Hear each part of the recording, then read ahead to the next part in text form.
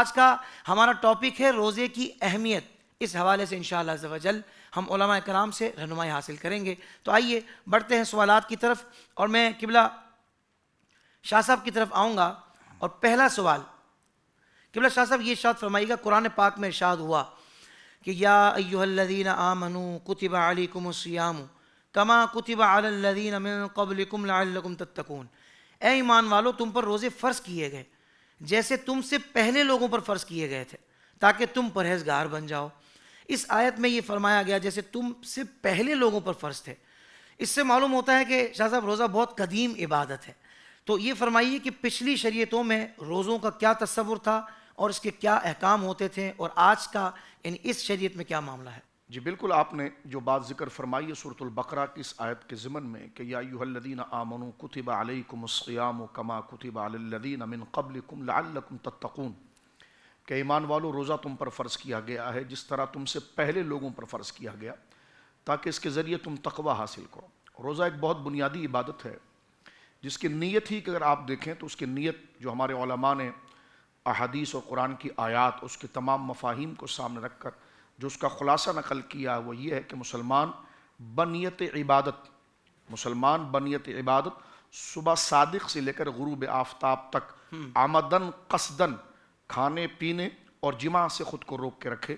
یہ ہے روزے کی شرعی تعریف. سبحان اللہ.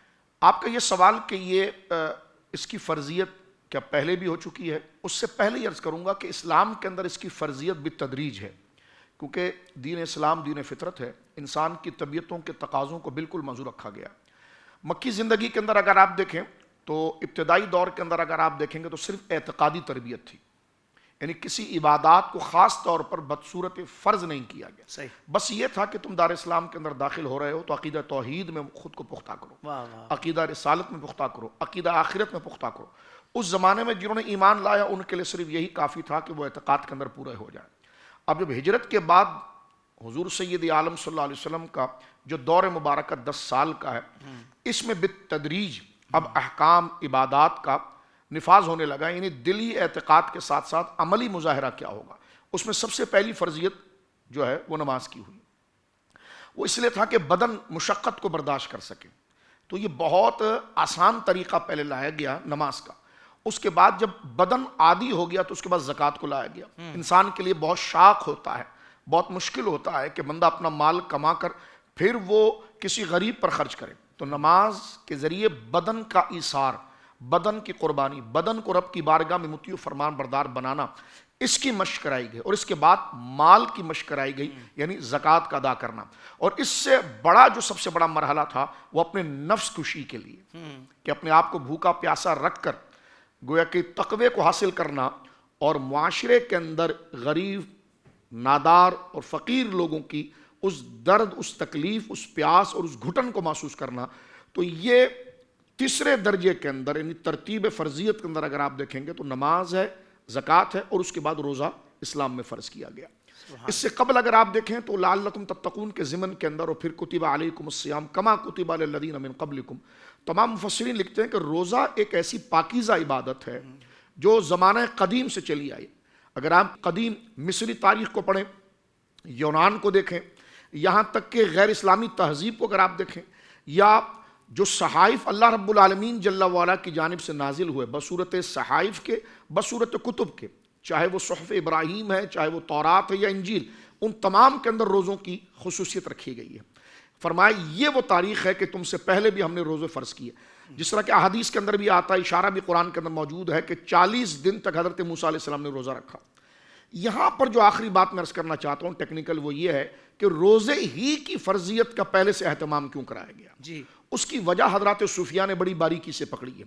فرمایا اس کی وجہ یہ ہے کہ انسان کی جو طبیعت ہے اور انسان کی طبیعت اور بشری کثافت جو ہے, جو اللہ رب العالمین کے انوار و الطاف و انعام و ہدایت کو دل تک رسائی نہیں دیتے, اس دبیز اور غلیظ اور سخت پردوں کو پھاڑ کر دل کے اندر اللہ کے عرفان و لطائف کو پہنچانے کا اگر کوئی عمل ہے تو وہ روزہ ہے.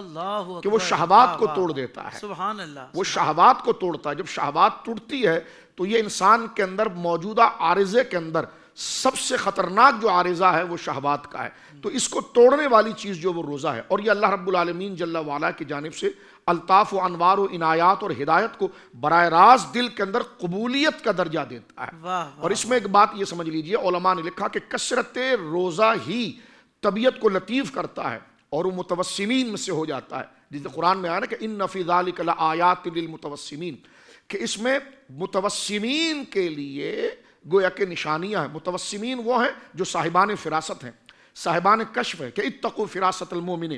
جامع ترمذی شریف میں اسی آیت کے تحت امام ترمذی نے حضرت ابو سعید خدری سے روایت نقل کی ہے کہ جناب رسول اللہ نے صلی اللہ علیہ وسلم نے متوسمین کی جو وسم کیا ہوتا ہے تو فرمایا اتقوا فراست المومن فإنه ينظر بنور اللہ، متقی شخص اور مومن کی اس آنکھ سے بچ جو اللہ کے نور سے دیکھتی ہے۔ تو یہ فراست کیا ہے؟ یہ کشف ہے۔ کشف کیا ہے؟ وہ غیب کا معائنہ ہے، یعنی انویزیبل چیزوں تک انسان کی رسائی ہوتی ہے، اور اس کے لیے جو سب سے بڑا وظیفہ ہے وہ روزہ ہے، جو انسان کے اندر کشف کو پیدا کرتا ہے اور کشف کی کیفیت کو پیدا کرتا ہے۔ اس لیے اگر آپ دیکھیں غیر اسلامی لوگ بھی اگر ہیں اور ان کے اندر اگر کوئی چیز ہے تو وہ زیادہ اپنے آپ کو فاقے کے ذریعے رکھتے ہیں اور ہر اس چیز سے اپنے آپ کو دور رکھتے ہیں جو شہوانی کیفیات اور جو شہوات کی کیفیات، کیونکہ شہوانی اور شہوات کی کیفیات یہ ظلمت ہے، یہ اندھیرا ہے جو بندے کو نور اور حق سے دور لے جاتا ہے۔ وہ بھی اس بات کا ادراک کرتے ہیں کہ انویزیبل چیز اور غیر مرئی چیز جو نظر نہیں آ رہی لیکن وہ ایگزسٹ کرتی ہے ہمارے گرد و نواح کے اندر، اور ان انسین چیزوں کو ہم نہیں دیکھ سکتے، ہماری سر کی آنکھیں نہیں دیکھ سکتی، لیکن دل اور دماغ اس تک اپروچ کر سکتا ہے۔ اس اپروچ کے لیے جو آگے ٹولز ہوتا ہے جس کے سہارے کے ذریعے اس تک پہنچا جاتا ہے، وہ صرف وہی چیز ہے جو شہوات کو توڑے گی اور انسان کے اندر سے شہوات کو توڑ کر ظلمت کو پیچھے کرے گی، اور شہوات اور ظلمت اور اندھیرے کو توڑ کر اندر سے چمک پیدا کرانے والی اگر عبادتوں میں سب سے بڑی عبادت ہے تو وہ روزہ ہے۔ اس لیے فرمایا کہ کتب علیکم الصیام کما کتب علی الذین من قبلکم، پہلے لوگوں نے بھی اگر عرفان الہی کو تلاش کرنے کی کوشش کی ہے تو ان کے لیے روزہ ہی سبب بنا تھا۔ سبحان اللہ، یعنی باطن کو روشن اور چمکانے کے لیے سب سے کارگر جو الحمدللہ عبادت ہے، میں سمجھتا ہوں کہ وہ روزہ ہے، جو شاہ صاحب نے بھی ارشاد فرمایا۔ اللہ اکبر، یعنی نفس کو مارنا، ظاہر بات ہے کہ نفس کو مار کر ہی بندہ منازل طے کر سکتا ہے، اور نفس کو مارنے کے لیے جو سب سے بہترین عبادت ابھی قبلہ شاہ صاحب نے ارشاد فرمائی وہ روزہ ہے۔ تو جبھی تو ہم دیکھیں کہ بزرگان دین سارا سال روزہ رکھنے کا اہتمام کرتے ہیں، بالخصوص ماہ رجب، ماہ شعبان تو مکمل مہینے، اور پھر رمضان میں تو فرض ہیں وہ تو رکھتے ہی ہیں۔ تو یہ روزے کا جو رکھنے کا اہتمام اور اس کی وہ کہتے ہیں نا پریکٹسز میں رکھنا، اس کا معمول بنانا، یہ بزرگان دین کا انداز رہا ہے۔ تو اس کی بڑی وجہ یہی ہے کہ بہت جلدی بندہ روحانی منازل طے کرتا ہے، اور وہ چیزیں کہ جو عام نظر نہیں دیکھ سکتی اور جو ایک مومن کو عطا ہوتی ہے وہ نظر، وہ روزے سے الحمدللہ بڑی تیز اور شارپ ہو جاتی ہے۔ قبلہ شاہ صاحب یہی کہہ دیے، سبحان اللہ۔ اچھا پھر چلتے ہیں علامہ صاحب، ابھی شاہ صاحب نے گفتگو فرمائی اور قرآن پاک کی آیت سے متعلق آپ نے بڑی کمال کی گفتگو فرمائی ہے۔ میں چاہوں گا کہ روزے کی فضیلت میں جو احادیث طیبہ وارد ہوئی ہیں اس کے حوالے سے آپ کلام فرما دیجیے۔ بسم اللہ الرحمن الرحیم، اللہم صلی علی سیدنا و مولانا محمد معدن الجود والکرم والہ وصحبہ وبارک وسلم۔ حافظ صاحب، روزہ اللہ تبارک و تعالیٰ کی طرف سے اس کے بندوں کے لیے ایک عظیم انعام اور تحفہ بھی ہے کہ انسان ہی کے فائدے کے لیے اللہ تبارک و تعالیٰ نے اس عبادت کو لازم کیا۔ اور دیکھیں، اللہ تبارک و تعالیٰ کا قرب پانا یہ بندے کی معراج ہے، صحیح، اور اللہ کے قرب کا بہت ہی بہترین ذریعہ وہ روزہ ہے۔ اچھا، اس کے تحت ایک بات میں عرض کروں، پھر آپ کے سوال کی طرف بھی آتا ہوں کہ دیکھیں، کھانے اور پینے سے اللہ تبارک و تعالیٰ کی ذات پاک ہے، تو جب انسان اللہ تبارک و تعالیٰ کی صفت کا مظہر جب ماہ رمضان شریف میں روزے کے وقت میں بنتا ہے تو اللہ تبارک و تعالیٰ اسے اپنا قرب عطا فرماتا ہے۔ فرمایا اللہ تعالیٰ کھانے اور پینے سے پاک ہے، تو تم اگر ماہ رمضان شریف میں جو روزے کا وقت ہے اس میں اگر تم اللہ تبارک و تعالیٰ کی اس صفت کا مظہر تم بن جاؤ، تو تمہیں روحانیت بھی ملے گی اور اللہ تبارک و تعالیٰ کا قرب بھی ملے گا۔ واہ واہ اور دیکھیں اصل بات کیا ہے کہ آپ یہ دیکھیں کہ اور عبادتوں پر ثواب شریعت مطہرہ نے باقاعدہ بیان فرمائے ہیں۔ روزے کی فضیلتوں میں بھی احادیث طیبہ موجود ہیں۔ سب سے بڑھ کر جو بات ہے نا کہ جب انسان روزہ رکھتا ہے، جی، اللہ تبارک و تعالیٰ فرشتوں کو فرماتا ہے کہ روزہ ایسی عبادت ہے کہ اس کا اجر تم مجھ پر چھوڑو۔ قیامت کے دن جب روزے دار میری بارگاہ میں آئے گا تو میں خود اسے اجر عطا فرماؤں گا۔ سبحان اللہ۔ روزے دار کا اجر اللہ فرماتا ہے میں خود ہوں۔ کیا مطلب؟ اس کی شرح میں لکھا مراد کہ اللہ کی بارگاہ میں اس کا اجر رکھا گیا ہے، اور عبادتوں کا اجر تو فرشتے تحریر کر دیتے ہیں، بتا دیا جاتا ہے کہ یہ نیکی کا اجر 10 گنا ہے، 10 سے لے کر 700 گنا تک پہنچتا ہے، جتنا تمہارا اخلاص ہو۔ لیکن روزے کا معاملہ یہ ہے کہ رب نے فرمایا یہ مجھ پر چھوڑ دو، میں عطا کروں گا۔ جب عطا کروں گا تو قیامت کے دن روزے دار کو پتہ چلے گا کہ مولا مجھے بھوکے اور پیاسا جو تو نے اپنے لیے رکھا، اس کی برکت یہ ہے۔ تو اس لیے آج امت مسلمہ کو اس میں سستی نہیں کرنی چاہیے۔ بہت کثرت کے ساتھ حافظ صاحب دیکھا جہاں اور معاملات میں انسان دین سے دور ہے، وہاں پر روزے جیسی اہم ترین اور عمدہ عبادت جس میں سراسر انسان کا میڈیکلی فائدہ بھی ہے، دینی فائدہ بھی ہے، دنیاوی فائدہ بھی ہے، یار آپ اگر اس کو ملوث خاطر نہیں رکھتے، اور یہ گولڈن موقع جو سال میں ایک مرتبہ آتا ہے، اس کو بندہ اگر اپنے ہاتھ سے ضائع کر دے تو پھر یاد رکھیں یہ وہ نقصان ہے کہ حدیث پاک کے مطابق اگر کوئی شخص جان بوجھ کر بلا وجہ غیر شرعی جان بوجھ کر بندہ اگر روزہ چھوڑتا ہے، میرا آقا فرماتے ہیں پوری زندگی بھی اگر پھر وہ اس روزے کی قضا کرنا چاہے تو اس کا حق ادا نہیں کر سکتا۔ اللہ اکبر۔ اٹے کٹے لوگ ہیں، میں روزہ نہیں رکھ سکتا، میرا معاملہ یہ ہے۔ تو یاد رکھیں، دیکھیں صرف ڈرانا مقصد نہیں ہوتا، انسان کو بتائیں۔ ڈاکٹر لکھ دیتا ہے کہ یہ چند چیزیں آپ استعمال کریں تو آپ کو بہت فائدہ دیں گی، یقین مانے حافظ صاحب وہ فائدہ نہیں دے رہی ہوتی کئی مرتبہ، لیکن ہمارا مائنڈ اتنا سیٹ ہو جاتا ہے نا، کیا ڈاکٹر نے لکھا ہے نا وہ گولی ہے نا، وہ کہیں گے 70 سال والا پیے گا تو 40 سال کی جوانی محسوس کرے گا، ہونا کچھ بھی نہیں ہے۔ لیکن ہمیں ایک یقین اتنا آ جاتا ہے نا کہ یہ ٹیبلٹ بڑی اہم ہے، تو جب انسان کا مائنڈ سیٹ دنیاوی چیزوں کی طرف اتنا آ جاتا ہے اور اس سے وہ فائدے لینا شروع کر دیتا ہے، قرآن کہہ رہا ہے، رب فرما رہا ہے جس نے ہمیں پیدا کیا ہے، جن کے امتی ہیں وہ محبوب ہمیں فرما رہے ہیں تم روزہ رکھو تو تمہاری صحت بھی اچھی ہوگی۔ تو جو آپ نے فضیلت پوچھی، سب سے بڑی فضیلت یہ ہے کہ میرا رب فرماتا ہے کہ روزے دار کا اجر میری بارگاہ میں ہے، جب وہ مجھ سے ملاقات کرے گا تو میں اسے اجر عطا فرماؤں گا۔ سبحان اللہ، سبحان اللہ، کیا کہنے۔ قبلہ شاہ صاحب یہ جو روزوں میں درجہ بندیاں ہیں کہ عوام کا روزہ، پھر خواص کا روزہ، پھر اخص الخواص کا روزہ، اس تقسیم کے بارے میں آپ کیا ارشاد فرمائیں گے؟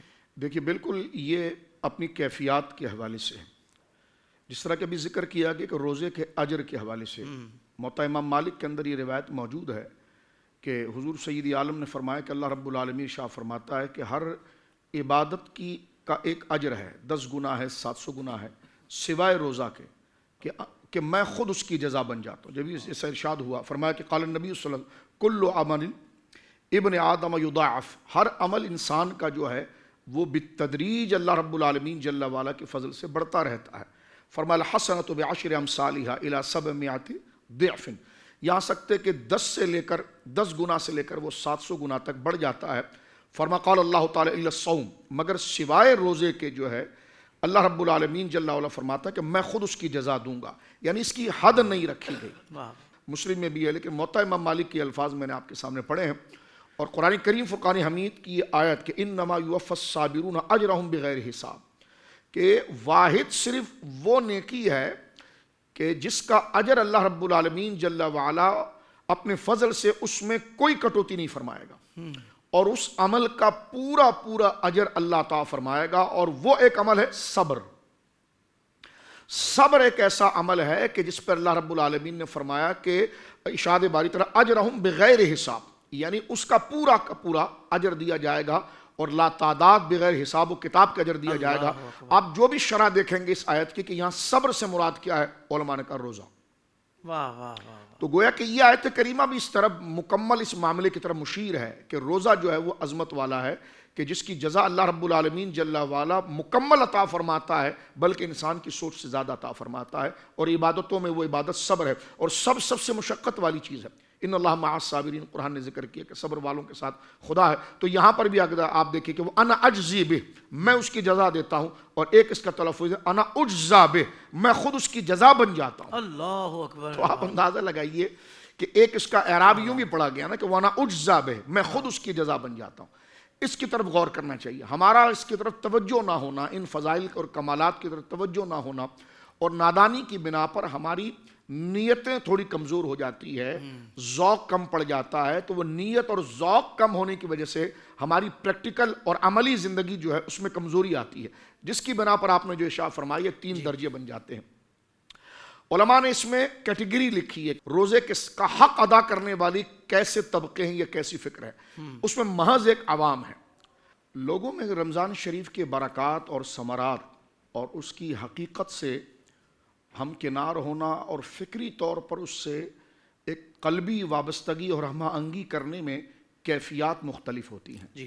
اس لیے اس کی کیٹیگری ذکر کی گئی ہے. جس طرح کہ پہلا طبقہ کہا گیا کہ جناب وہ عوام کا طبقہ ہے، کہ روزہ انہوں نے اس اعتبار سے تو ضرور رکھا ہے کہ بنیت عبادت رکھا ہے، صبح صادق سے لے کر غروب آفتاب تک قصدن اور عمدن کھانے پینے اور عمل تزویج سے خود کو روک کے رکھنا، بس یہی کیا.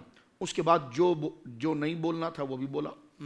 یعنی صرف خود کو کھانے پینے، اور شادی شدہ ہے تو اس نے اپنے آپ کو عمل تزویج سے بصورت عبادت کے اس نیت کے ساتھ اپنے آپ کو صبح صادق سے لے کر غروب آفتاب تک روکے رکھا. اس نے غیبت بھی کی، پھر اس نے گالی گلوچ بھی کی، اس نے دھوکہ دہی بھی کی. صرف ان 3 کاموں سے رکھا رہا. باقی وہ تمام ممنوعات کہ جس کے لیے تقوی کے ذریعے جن کو ختم کرنا تھا اور روزے کے ذریعے جن کو ختم کرنا تھا، اور اس ظاہری عبادات کے ساتھ ساتھ باطنی اخلاق کو اس کے اندر اس کی سطح کو بلند کرنا تھا. اس کی جو روح کی تطہیر اور فکر کی تطہیر کا سامان تھا، قطعاً اس کی طرف اس نے توجہ نہیں کی. تو یہ محض ایک عوام کا روزہ ہے. اس کے بعد ایک خواص کا روزہ، خواص اور عوام دونوں کو ملا دیجیے وہ روزہ. اس میں یہ ہے کہ یہ تمام چیزوں کو اس نے اہتمام کیا بصورت نیت عبادت کے ساتھ صبح صادق سے لے کر غروب آفتاب تک عمدن قصدن اس نے کھانے پینے اور عمل تزویج سے خود کو روک کے رکھا، اور ساتھ میں جو ہے وہ اذکار تسبیحات کو اس نے رکھا، اور غیبت اور ان معاملات سے وہ خود کو، اور وہ ممنوعات کے ساتھ فضول گوئی کے ساتھ بدنگاہی کے ساتھ اپنے آپ کو اس نے روک کر رکھا. یہ خواص کا درجہ ہے.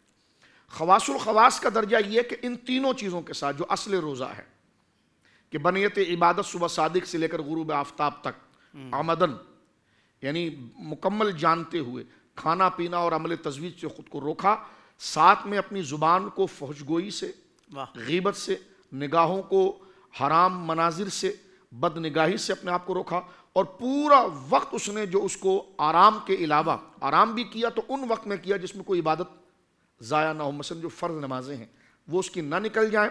اس کے علاوہ جو وقت اس سے میسر آیا وہ تلاوت قرآن میں، اذکار میں، اور اس نے نوافل کے اندر صرف کیا. یعنی پورا کے پورا وہ عبادات کا جو طریقہ تھا، فرائض کے بعد نوافل اور اخلاقیات کا، اور کوئی بھی وقت اس نے لغو کاموں کے اندر کہ جس کا نہ کوئی دنیاوی فائدہ ہے نہ اخروی فائدہ ہے، اور بالخصوص وہ کام جو تقوی کے منافی ہے اور طبیعت کا دین سے بیزار ہو جانا معاذ اللہ، یا اس مہینے رمضان مبارک کی حقیقت کو اپنے ذہنوں کے اندر کم درجہ دینا، یا اس کو غیر اعتبار سمجھنا، یا اس کے لیے غیر اہم سمجھنا، ان تمام خیالات اور ایسی ایکٹیویٹیز سے بھی وہ دور رہا. اور صبح صادق سے لے کر غروب آفتاب تک روزے کی شرعی تعریف کے ساتھ تلاوت قرآن، نماز، اذکار، صوم و صلاۃ، تلاوت اس میں رکھا. تو یہ خواص کے درجے کا روزہ ہے، کیونکہ اس نے رمضان کے روزے کو اور تقوی کے اس پیغام کو سن کر اس کی روح کے قریب جانے کے لیے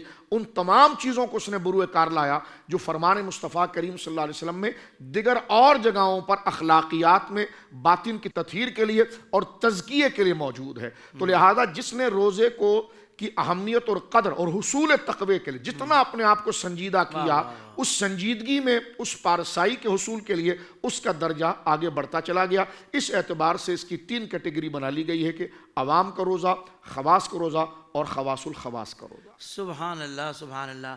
میں سمجھتا ہوں کہ بھئی اب ہمارے لیے بڑی آسانی ہو گئی کہ ہم اپنا بھی محاسبہ کر سکتے ہیں کہ بھئی ہمارا روزہ کس نوعیت کا ہے اور ہمیں ہونا کس نوعیت کا چاہیے تھا۔ واقعتاً اگر یہ رمضان ہمارا پچھلے رمضانوں سے بہتر نہ ہوا اور عام دنوں سے اگر بہتر نہیں ہے تو ہمیں غور کرنا چاہیے کہ کہیں سطحی طور پر تو ہم سارے معاملات نہیں کر رہے یا روح کے ساتھ اور قلب کی گہرائیوں کے ساتھ کر رہے ہیں، اور اس کے جو مقاصد ہیں نا، اصل جو اس کے نتائج ہیں ان کو پانے کے لیے ہم کر رہے ہیں کہ نہیں، یہ ہمیں ضرور غور کرنا چاہیے۔ قبلہ علامہ احمد رضا امجدی صاحب، آپ کی طرف آؤں گا۔ نبی پاک صلی اللہ علیہ وسلم کا فرمان مبارک ہے کہ 3 چیزوں کو اللہ پاک محبوب رکھتا ہے، ایک افطار میں جلدی، اور دوسری سحری میں تاخیر، اور تیسری نماز کے قیام میں ہاتھ پر ہاتھ رکھنا۔ تو یہ افطار میں جلدی اور سحری میں تاخیر، میں چاہوں گا حضرت اس کی وضاحت فرما دیں کہ سحری میں کتنی تاخیر اور افطار میں کتنی جلدی، تاکہ ہمارے عوام کے لیے، ناظرین کے لیے آسانی ہو جائے۔ مفتی احمد خان نعیمی علیہ الرحمٰ نے سحری میں تاخیر کے حوالے سے یہ بات ارشاد فرمائی ہے اور بڑا اس کو آسان بھی کیا۔ فرمایا رات شروع ہوتی ہے غروب آفتاب سے اور اس کا اختتام ہے صبح صادق سے پہلے تک۔ تو فرمایا اگر 8 گھنٹے کی رات ہے، 9 گھنٹے کی رات ہے یا 10 گھنٹے کی رات ہے، جو بھی سلسلہ ہے، تو اس میں جو چھٹا حصہ بنتا ہے، 6 حصے کر لیے جائیں، اور اس کا جو آخری حصہ ہے اگر اس میں بندہ سحری کرتا ہے تو نبی پاک صلی اللہ علیہ وسلم کی اس بات پر بھی عمل ہوگا۔ اور وہ اگر عوام کے لیے ہم آسان کریں تو آخری جو 1.5 گھنٹے 2 گھنٹے کا وقت جو باقی ہوتا ہے کہ جس کے بعد روزہ شروع ہو جائے گا اور صبح صادق کا آغاز ہو جائے گا، تو جو آخری 1-1.5 گھنٹے میں جو کھانا کھایا جاتا ہے اس کو سحری بھی کہتے ہیں، اور نبی پاک صلی اللہ علیہ وسلم کے اس فرمان پر عمل بھی ہو جائے گا۔ اور پھر جو آپ نے افطار میں فرمایا، تو بس یہ دیکھ لیا جائے کہ اذان کا اس سے تعلق نہیں ہوتا کہ آپ اذان کا انتظار کر رہے ہیں۔ اگر افطار کا وقت شروع ہو گیا تو احتیاطاً، کیونکہ گھڑی کبھی 1-2 منٹ آگے پیچھے ہو جاتی ہے، تو 1-1.5 منٹ آپ دیکھ لیں، اور اس کے بعد جیسے ہی آپ کو یہ بات واضح ہو جائے کہ سورج مکمل طور پر غروب ہو چکا ہے تو اب آپ افطار کر لیں، تو یہ جلدی ہی کہلائے گا۔ صحیح۔ قبلہ شاہ صاحب، میں آپ کی طرف آؤں گا۔ حضور یہ ارشاد فرمائیے گا کہ رمضان مبارک کے آتے ہی یہ باتیں بھی ہمیں سننے کو ملتی ہیں، وہی سحری میں فلاں چیز کھا لو تو سارا دن پیاس نہیں لگے گی، اور سحری میں اس طرح کی چیزیں اس نیت سے کھانا کہ سارا دن بھوک یا پیاس نہ لگے، اس بارے میں کوئی ممانعت یا کوئی اجازت ہے؟ دیکھیے، اس میں کوئی ممانعت نہیں ہے۔ ظاہر سی بات ہے کہ مقصود جو ہے وہ اللہ رب العالمین جل وعلا کی عبادت ہے۔ صحیح۔ ایسے اہتمام کرنا کہ جس کی وجہ سے وہ احسن طریقے سے اپنی عبادت کی تکمیل کر سکے، تو وہ جو چیز استعمال کیا ہے وہ بھی عبادت ہے۔ صحیح۔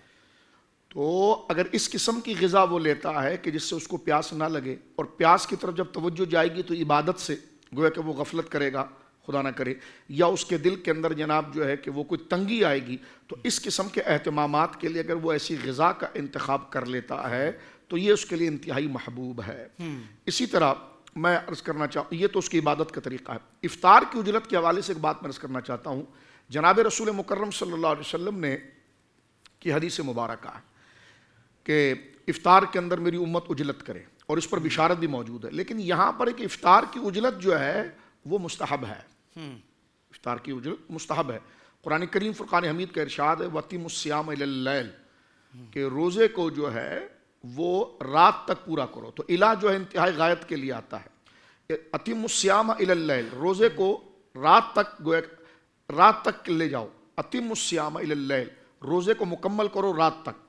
تو الہ جو ہے وہ انتہائی غایت کے لیے آتا ہے۔ تو جیسے ہی رات شروع ہوگی تو وہ اس کا جو پہلا پہر ہے جو وہ غروب کا ہے، جسے ہم افطار کا وقت قرار دیتے ہیں، جی، تو لہٰذا اہل سنت کے نزدیک یہ جو افطار ہے جو اجلت کے ساتھ کہتے ہیں، تو یہ قرآن کریم کا یہ حکم ہے کہ أَتِمُّوا الصِّيَامَ إِلَى اللَّيْلِ، اور الہ جو ہے جس طرح کہ من ابتدائی غایت کے لیے آتا ہے، تو الہ انتہائی غایت کے لیے آتا ہے کہ جہاں اس کی گویا کہ سرحد ختم ہوئی اور اگلا مرحلہ شروع ہوا.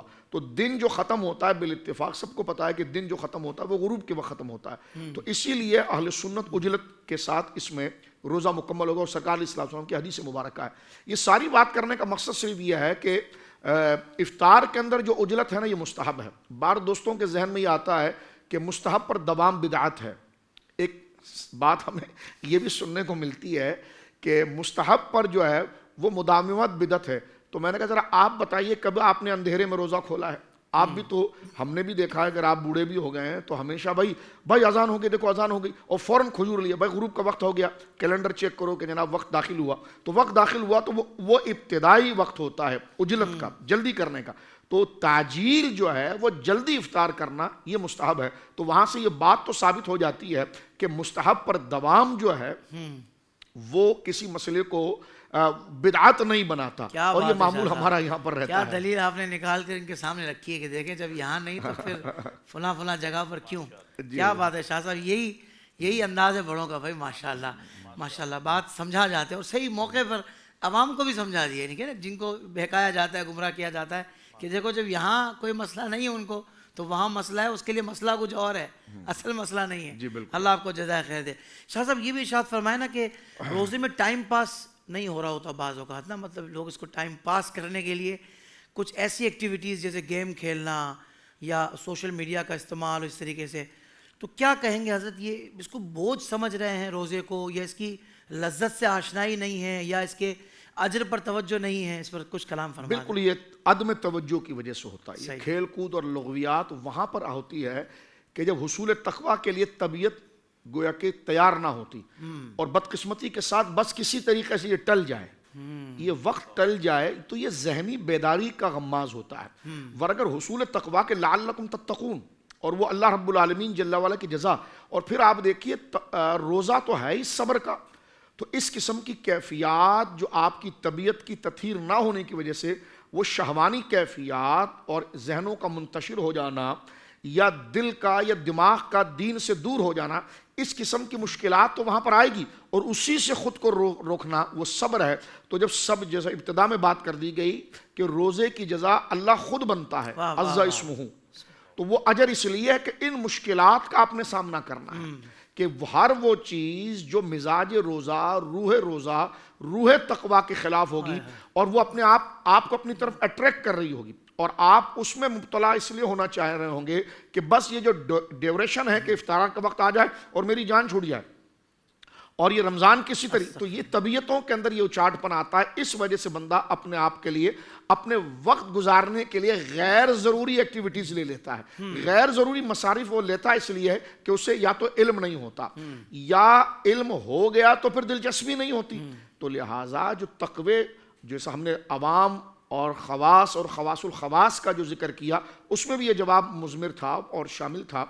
تو اگر حصول تقویٰ اور رمضان کی جو احادیث ہے اور جو مقصد رمضان ہے وہ اگر ہمارے سامنے آ جائے کہ وہ بندہ اس حال پر پہنچتا ہے کہ وہ اللہ کے اس قدر محبوب ہوتا ہے کہ اس کی معدے کی بو جو اس کے منہ سے ظاہر ہوتی ہے وہ اللہ کے نزدیک مشک سے زیادہ خوشبودار ہو جاتی ہے. اللہ اکبر, سبحان اللہ, سبحان تو پھر اس تقوی کے حصول کے لیے, تطہیر کے لیے, میں نے پہلے بھی عرض کیا کہ روزہ جو ہے وہ کثافت بشری کو ختم کر کے اللہ کے الطاف و انوار کو دعوت دینے کے لیے آتا ہے. تو ظاہر سی بات ہے روزے کے اندر مجاہدہ ضروری ہے, اپنے اوپر سختی کرنا ضروری ہے, یہاں تک کہ ایک تو ممنوع اور حرام کام ہے جیسے غیبت ہے, چغلی ہے, فلمیں ڈرامے ہیں جو ایک اپنی جگہ پر حرام ہے, اس سے تو بچنا ہے, لیکن ایسی چیز جس کا اخروی کوئی اجر نہیں ہے اس سے بھی خود کو بچا کر رکھنا ہے, اور اس مہینے کے اندر انہی امور کا ارتکاب کرنا ہے, وہی امور بجا لانا ہے کہ جس کا اجر کسی نہ کسی صورت میں اللہ کے نزدیک موجود ہے. یہ اگر فکر ہمارے سامنے ہوگی نا تو پھر ہم اپنی ایکٹیویٹیز کو مرتب کر سکتے ہیں کہ فجر کی نماز میں نے یہ اورات پڑھنے ہیں, یہ وظائف پڑھنے ہیں, اتنا گھنٹہ جو ہے میں نے سو جانا ہے, سونے کے اٹھنے کے بعد جناب جو مجھے وقت مل گیا میں نے تلاوت قرآن کرنی ہے, اس تفسیر کا مطالعہ کرنا ہے, میں نے صحابہ کرام کی زندگی کو پڑھنا ہے, میں نے حضور علیہ السلام کی سیرت مبارکہ, یہ سیرت مبارکہ پڑھنی, میں نے امت کے اجلہ مجاہدین فی الاسلام جن سے اللہ نے دین کو غلبہ دیا ہے ان کے کردار اور احوال کو میں نے پڑھنا ہے, اولیاء صالحین. ظاہر سی بات ہے جتنا نیکی کی ذخیرہ آپ کے ذہن میں آئے گا، جیسی آپ کی ویکیبلری ہوگی، جیسی آپ کی یادداشت ہوگی، اسی چیز کی طرف آپ کا ذوق جائے گا۔ مجھے بتائیے کہ رمضان سے پہلے بھی ہم نے نہ قرآن کی تلاوت کی، نہ اس کی آیات کو سمجھا، نہ حضور علیہ السلام کی احادیث کا مطالعہ کیا۔ بحیثیت مسلمان کے ہمیں حضور کی سیرت ہی نہیں پتا۔ اللہ اکبر۔ حضور سید عالم کی عمر شریف کتنی تھی؟ حضور علیہ السلام نے اعلان نبوت کون سے سال میں فرمایا تھا؟ حضور کے والدین پاک کون تھے؟ حضور کا قبیلہ کیسا تھا؟ سرکار دو عالم کے بچپن کیسے گزرے؟ حضور سید عالم صلی اللہ علیہ وسلم نے اپنے قبل اعلان نبوت کی زندگی کیسے گزاری؟ سرکار نے تجارت کیسی کی؟ ہماری والدہ، ہماری ماں حضرت ام المومنین سیدہ خدیجہ الکبریٰ سے آپ کا نکاح کیسے ہوا؟ اور آپ کی ازواج مطہرات کتنی تھی؟ آپ کے صحابہ کتنے تھے؟ آپ کے اہل بیت کے افراد کتنے تھے؟ ان کا مقام کیا ہے؟ ان کی عزت کیا ہے؟ شریعت ہم سے ان کے بارے میں کیا چاہتی ہے؟ پھر صحابہ کرام کی عزت و توقیر، اہل بیت کی عزت و توقیر، حضور کے غزوات کتنے ہیں؟ سرکار کون کون سے غزوات میں خود تشریف لے گئے، اور کون سے ایسی جنگیں ہیں جس کو غزوہ کہا گیا لیکن حضور کی خود شمولیت نہیں ہے، تو وہ کس وجہ سے نہیں ہے؟ تو یہ پورا اگر آپ ایک نصاب بنا دیں، ڈیزائن کیا جا سکتا ہے۔ جی بالکل، اور یہ علم دین کو حاصل کر، اور یہ جتنا وقت آپ کا گزر رہا ہے اس کے تلاوت قرآن سے آپ فارغ ہوئے، آپ کا دل چاہ رہا اب تلاوت میں بند کر دوں، اب میں کچھ اور کر لوں، تھوڑا آرام کر لوں، اور آرام کرنے کے بعد جب میں اٹھوں تو میں یہ سیرت کی پوری کتاب پڑھ لوں گا۔ کیا بات ہے شاہ صاحب، واہ میں ان خاص صحابہ کرام رضوان اللہ اجمعین کے حالات کو پڑھ لوں گا، حضور کے خاص طور پر غزوات کو پڑھ لوں گا، اور آج جو ہم پر حالات مسلمانوں پر درپے ہیں، تو لہٰذا مسلمانوں پر تو یہ فرض ہو جاتا ہے اس حوالے سے کہ وہ حضور کے غزوات کو پڑھیں، حضور کی مکی زندگی کو پڑھیں، کہ سرکار دو عالم صلی اللہ علیہ وسلم نے مخالفین اسلام کی جانب سے ہونے والی وہ مزاحمت اور ہونے والے وہ حالات جو اسلام کے راستے کو روک رہے تھے، اس میں سرکار دو عالم صلی اللہ علیہ وسلم نے کیا حکمت عملی اختیار یہ فرمائی، بات، واہ مکی زندگی حضور نے کیسے گزاری، طائف والوں کے ساتھ حضور نے کیا معاملات کیا، اس لیے کہ لقد کان لکم فی رسول اللہ اسوۃ حسنہ، حضور سید عالم کی زندگی ہی آپ کے لیے ایک نمونہ حیات ہے۔ میں اور آپ، ہر انسان چاہے کس قدر بھی حافظ صاحب باصلاحیت پیدا ہو، وہ کسی کی نقل میں چلنا چاہتا ہے، وہ اپنے لیے کسی کو آئیڈیل اور نمونہ بنانا چاہتا ہے، تو قرآن نے فرمایا کہ ساری انسانیت اپنے ذہن اور طبیعت کے اعتبار سے مختلف ہوتی ہے، لیکن ایک ایسی ذات جس کی ہدایات، جس کی تعلیم اور جس کی زندگی انسانوں کے مختلف طبقات کو بیک وقت اور ایک جہت کے ساتھ ڈیل کرے، تو فرمایا کہ وہ جناب رسول اللہ کی ذات گرامی۔ تو ایسا مکمل نمونہ ہمارے لیے خوشی اور غم میں کیسے سروائیو کریں گے، خوشی میں کیسے سروائیو کریں گے، طبیعت کے اندر اگر یہ ہجان کی کیفیت پیدا ہوگی تو کیا کریں گے، دوستوں کے ساتھ کیسے رہیں گے، رہنا سہنا، تو حضور کی جو پوری زندگی مبارکہ، پھر علماء نے اس پر محنت کر کے حضور علیہ السلام کی زندگی مبارکہ کے ایک ایک ٹاپک کو لے کر، کہ والدین کے حقوق کا ٹاپک لے لیا، تجارت کا ٹاپک لے لیا، جنگوں کا ٹاپک لے لیا، دشمنوں کے ساتھ معاملات، اپنے لوگوں کے ساتھ معاملات، مزاح کے معاملات، آرام کے معاملات، ازواجی زندگی کے حوالے سے، تجارتی زندگی کے حوالے سے، سیاسی زندگی کے حوالے سے، تو سرکار دو عالم صلی اللہ علیہ وسلم کی جامع ترین شخصیت کے یہ جو اہداف ہیں اور یہ جو شعبہ جات یہ لکھے گئے، تو کیا ہی اچھا ہو کہ رمضان شریف کے اندر ہم اپنے آپ کو غیر ضروری چیز میں اور اس موبائل کی غیر ضروری باتوں کے اندر، جس سے میں بار بار کہوں غیر ضروری چیز، کسی ٹیلی فون کو سننا یا اپنے کاروبار کی ڈیلنگ کرنا جس سے ہمارے دنیاوی مقصد ہوا، وہ ایک الگ چیز ہے۔ رات بھر اگر آپ کھیل کود میں گزار دیں، دن بھر اگر آپ جناب جو ہے وہ سونے میں گزار دیں، تو یہ کیا حاصل کیا؟ اس مہینے کو اگر آپ نے عام مہینوں کی طرح، تو لہٰذا رمضان آنے سے پہلے، جیسا 15 شعبان آ جاتی ہے، تو بعض دوست تو ایسی بھی نادان ہے کہ اس رات میں ہی ایک ہنگامہ کھڑا کر دیتے ہیں کہ بھائی آپ کیوں جمع ہو گئے مسجدوں کے اندر، اللہ، جبکہ وہی وقت ہوتا ہے کہ وہاں سے لوگوں کی طبیعت کو اللہ کی عبادت کی طرف، تعلیم اسلام کی طرف، ذوق عبادت کی طرف لایا جائے۔ اور اس 15 دن جو ہم گزار چکے ہیں، اس میں اس بات کا انتظار کہ رمضان کا مہینہ آنا ہے، تو میں کیا کھاؤں گا، سحری میں کیا رکھوں گا، افطاری میں کیا رکھوں گا، یہ جو آپ نے ایک شیڈول بنایا ہوا ہے، اس سے لازمی شیڈول یہ تھا کہ اس مہینے کے اندر اپنی روح کی تطہیر کے لیے، اپنے مطالعے کے لیے، اپنی گیدرنگ کے لیے، اپنی صحبت کے لیے کیا کریں گے۔ مساجد کے اندر علماء درس دیتے ہیں، آپ کو چاہیے کہ وہاں پر آپ پہنچیں، وہ وقت آپ وہاں پر اسپینڈ کریں، اس وقت کو وہاں پر خرچ کریں۔ تراویح کے بعد جو دروس ہوتا ہے، قرآن سیکھنے کا ایک بہترین وقت ہے، بہترین وقت، تو وہاں تو لہٰذا رمضان کی اہمیت اور قدر کہ وہ حصول تقوی کا ذریعہ ہے، اس کو اگر آپ عام مہینوں کی طرح سمجھیں گے تو میں اور آپ کبھی اس کے کمال کی طرف اپروچ نہیں کر پائیں گے. لیکن جب ہم سمجھ جائیں گے یہی وہ مہینہ ہے جو باطن میں انقلاب پیدا کرتا ہے اور بندے کو واقعی میں بندہ بناتا ہے اور انسان کو انسانیت کے قریب کرتا ہے، تو لہٰذا یہ ذوق اگر ہمارے سامنے ہوگا تو ہم اس کے حصول کے علماء سے مشورہ کریں گے، دیندار لوگوں سے مشورہ کریں گے، اور اس طرف جب توفیق کریں گے تو ہم تو مائل بکرم ہے، کوئی ساحل ہی نہیں.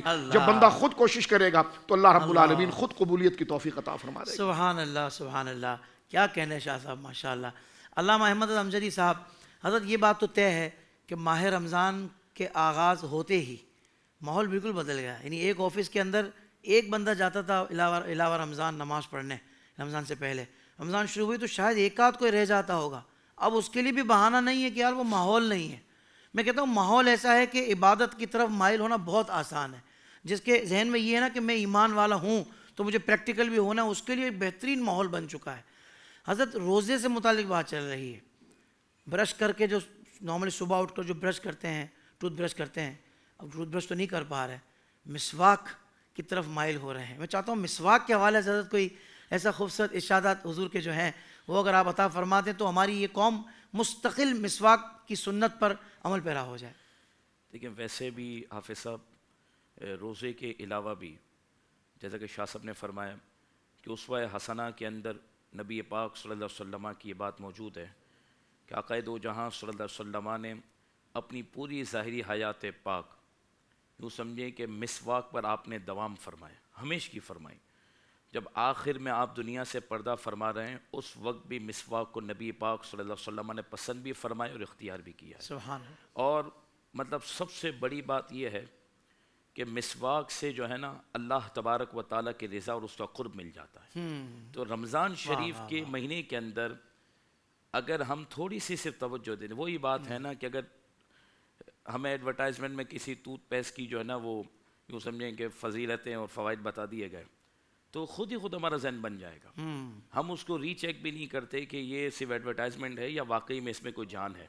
بس ہمیں دنیا میں نظر آنا چاہیے، اور بالخصوص ٹی وی کے اسکرین پر اور بڑے چینل پر اور پیک ٹائم پہ اگر کوئی ایڈورٹائزمنٹ آگے ہم سمجھتے ہیں یہ بہت اچھی چیز ہے، ذہن بن گیا.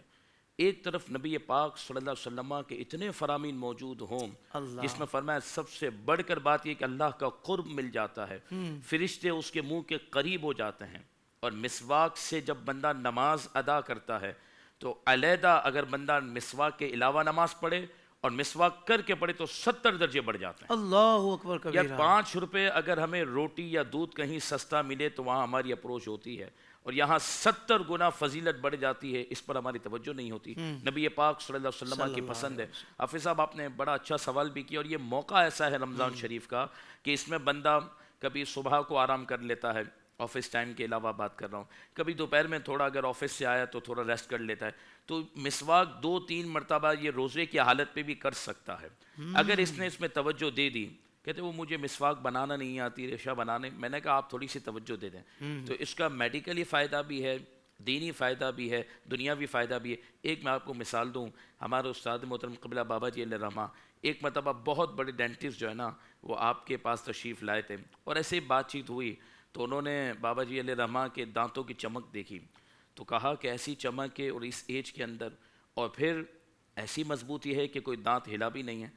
تو وہ ڈاکٹر کہنے لگا آپ کون سا ٹوتھ پیسٹ استعمال کرتے ہیں، ہمیں بھی بتائیں، کیونکہ میں تو اس شعبے سے ہوں، لیکن میں نے اپنے شعبے کے اندر کوئی بھی ایسا پیسٹ نہیں دیکھا کہ جو بڑھاپے تک دانتوں کو مضبوط بھی رکھے، چمکیلا بھی رکھے، گندگی سے بھی بچا کے رکھے، اور آپ کے منہ سے خوشبو بھی آ رہی ہے اور اتنی خوبصورتی جھلک رہی ہے. آپ بات کر رہے ہیں، مسکرا رہے ہیں، تو آپ نے مسکرا کے فرمایا کہ میں کبھی زندگی بھر ٹوتھ پیسٹ استعمال نہیں کیا، نبی پاک کی جو سنت مسواک ہے اس کو استعمال کرتا ہوں. سبحان اللہ. دوسری بات سنیں، نہیں تو ڈاکٹر نے اوپر کہا کہ میں نے کئی لوگوں کو دیکھا ہے مسواک استعمال کرتے ہوئے، مولاناؤں کو بھی دیکھا ہے، لیکن ان میں اتنی صفائی نہیں دیکھی. مسواک کی فضیلت کا انکار نہیں، لیکن آپ تو فرمایا میں بالکل اسی طریقے سے کرتا ہوں جو نبی پاک نے طریقہ بیان کیا. اللہ اکبر. تو مسواک بھی کرنی ہے اور طریقہ بھی وہ فالو کرنا ہے. تو یہ رمضان کا مبارک مہینہ ہے، ثواب کی نیت کے ساتھ اگر ہم سحری اور افطاری میں اسی کی روٹین بنا لینا تو انشاءاللہ تبارک و تعالی ہمارے لیے آسانی ہے. اور حافظ صاحب ایک بات مزید عرض کروں، یہ یوں سمجھیں کہ باڈی اسپرے ہو گئے یہ باڈی واش ہو گئے، یہ ٹوتھ پیسٹ ہو گئے، یہ حقیقتاً غیروں کے لیے ہی ہیں، کیونکہ وہ پاکیزگی حاصل نہیں کرتے۔ ہمارے نبی نے ہمیں اتنا پاکیزہ طریقہ بتایا کہ اگر ہم اس کو استعمال کریں نا، جو روزانہ 5 مرتبہ وضو کرے گا، اس سے فیس واش کرنے کی عادت کیا ہے؟ چہرے پر مٹی ہوگی نہیں۔ جو عطر خوشبو استعمال کرے گا، جو غسل سنت کے مطابق کرتا رہے گا، تو اللہ تعالیٰ اس کو ویسی پاکیزگی عطا فرمائے گا۔ اب ہر نماز میں جب بندہ وضو کرے مستحب ہے، تو اب اگر اس وضو میں وہ سنت کے مطابق مسواک کر لے تو منہ بھی پاکیزہ ہوگا۔ اور یاد رکھیے کہ میڈیکلی طور پر دانتوں کی وجہ سے سب سے زیادہ پیٹ کی بیماری ہوتی ہے۔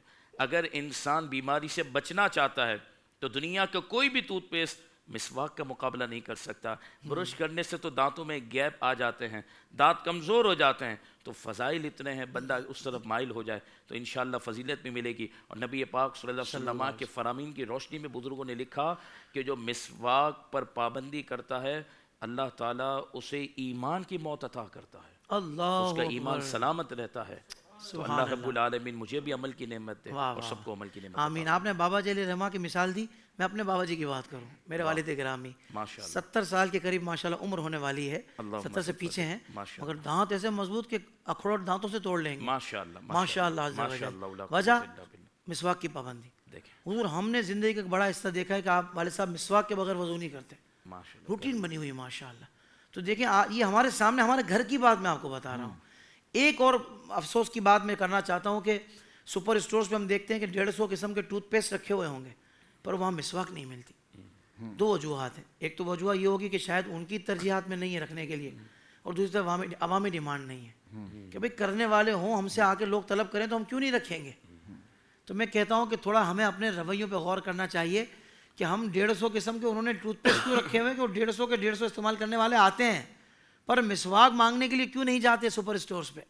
تو ہمیں یہ بھی غور کرنا چاہیے کہ آج اگر ہم نبی پاک صلی اللہ علیہ وسلم کی اس پیاری پیاری سنت کو اپنا لیں اور اپنا شعار بنا لیں تو انشاءاللہ ہماری طبی طور پر بھی ہمیں فائدے ملیں گے، اور سب سے بڑھ کر اللہ اس کے رسول کی خوشنودی ہمیں نصیب ہوگی۔ عبادات کی جو نیکیاں ہیں، جو اس کی فضیلتیں ہیں، وہ کیسی بیان کی گئی ہیں، کتنا ثواب اجر بڑھ جاتا ہے، تو وہ بھی انشاءاللہ ہمارے حصے میں آئے گا۔ اللہ تعالیٰ ہمیں عمل کی توفیق عطا فرمائے۔ قبلہ شاہ صاحب، میں یہ جاننا چاہ رہا تھا کہ کچھ علاقوں میں یہ مسئلہ ہے کہ وہ پریئر ٹائمز پرانے والے ہیں یا اپڈیٹ نہیں ہیں، یا یوں کہیے کہ اتنے معتبر نہیں ہوتے بعض اوقات، تو مساجد میں مغرب میں اذان جلدی ہو جاتی ہے۔ ابھی ہم سوچتے ہیں کہ یار وقت شروع ہوا نہیں اور اذان شروع ہو گئی، حالانکہ احتیاطی وقت ابھی 2 منٹ باقی ہے۔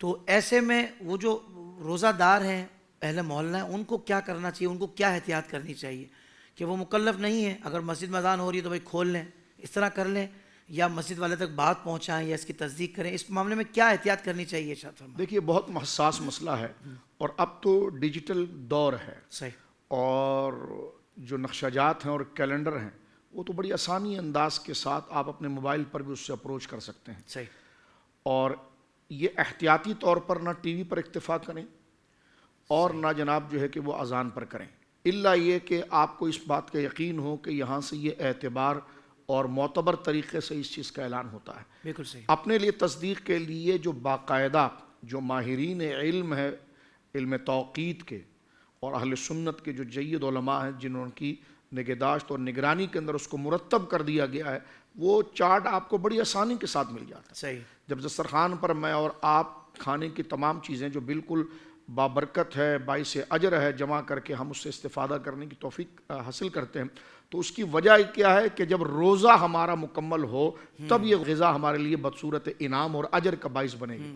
تو اصل جو چیز ہے، جو اس کا مسبب ہے، تو اس چیز کو ہم چھوڑ رہے ہیں۔ تو لہٰذا یہاں جس صورتحال کی طرف آپ اشارہ فرما رہے ہیں، تو اگر ایسے علاقے ہیں تو وہاں پر تو ان پر لازم ہے کہ جناب وہ اس کو کراس چیک کریں، اور اس کے چیک کرنے کا طریقہ یہ جو باقاعدہ انڈرسٹوڈ تیار شدہ متحقق اور محقق کیلنڈر ہے، جو آپ کو کہیں سے بھی حاصل ہو سکتا ہے۔ آپ نیٹ پر مستند علماء اہل سنت کے کیلنڈرز موجود ہیں، اور اگر آپ کے سامنے یہ نقش واضح ہو جائے کہ جناب یہ اذان جو ہے وہ وقت سے پہلے ہو چکی ہے، اور وہاں تک اگر آپ کی اپروچ ہے تو دلیل کے ساتھ آپ ان کو قائل کریں، اخلاق و ادب کے ساتھ ان کو قائل کریں، اور خدا نہ کرے ایسا ہوگا نہیں، اگر وہ قائل نہیں ہوتے ہیں تو اپنے روزے کا احتیاط ضرور کریں، اور جتنے جو قریبی لوگ ہیں جو باشعور ہیں ان تک اگر آپ دلائل اور حقائق کی روشنی کے اندر جو یقیناً ایک حقیقت رکھتا ہے تو آپ ان تک اس بات کو پہنچائیں.